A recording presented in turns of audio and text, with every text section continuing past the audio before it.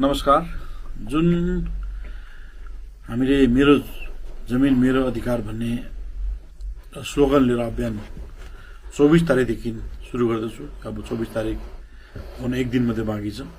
यो जनआकांक्षाको आवाज भएर अगाडि आएको अनि त्यो आवाजलाई सरकारसम्म पुर्याउनु सक्षम हुनुपर्छ र यो हाम्रो पुर्खादेखिको जमिनलाई आफ्नो नाममा गर्नु छ।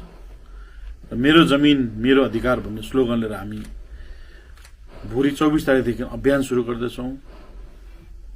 सरकारको काममा यो आवाज पुर्याउनुपर्छ अनि मैले जनताको माझमा प्रण गरेको छु कि आज एउटा इलेक्टेड चिफ एक्जिक्युटिभ जिटिएको भएर सरकारसँग एउटा राम्रो रिलेसन गरेर म अगाडि काम गर्दैछु र यो जनताको आवाज सरकारलाई पुर्याउनु जरुरी छ।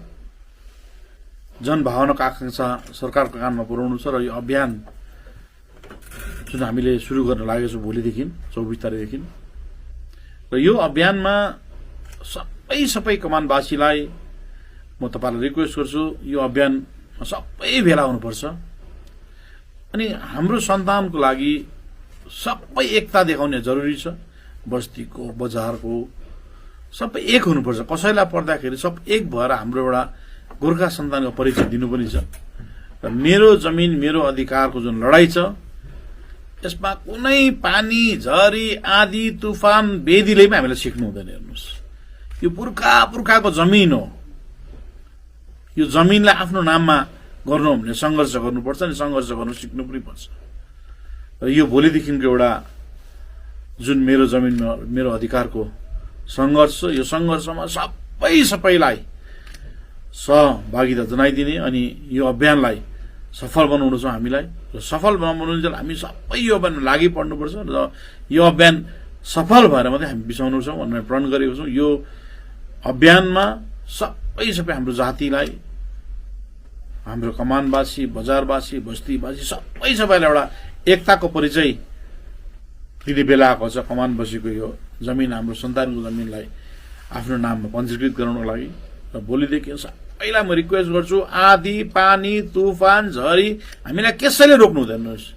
यो धेरै पुरानो मुद्दा, धेरै पुरानो इस्युजलाई हामीले फत्ते गर्नु छ। गभर्मेन्टको काममा पुर्याइसकेको छौँ हामीले र अब हाम्रो सबै जमिनको लडाई छ।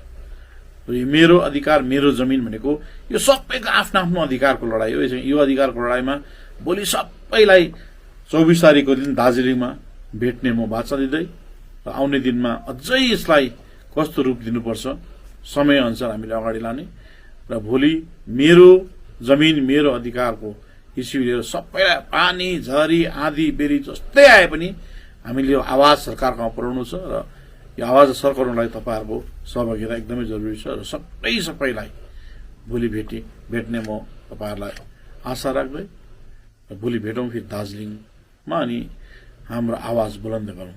धन्यवाद।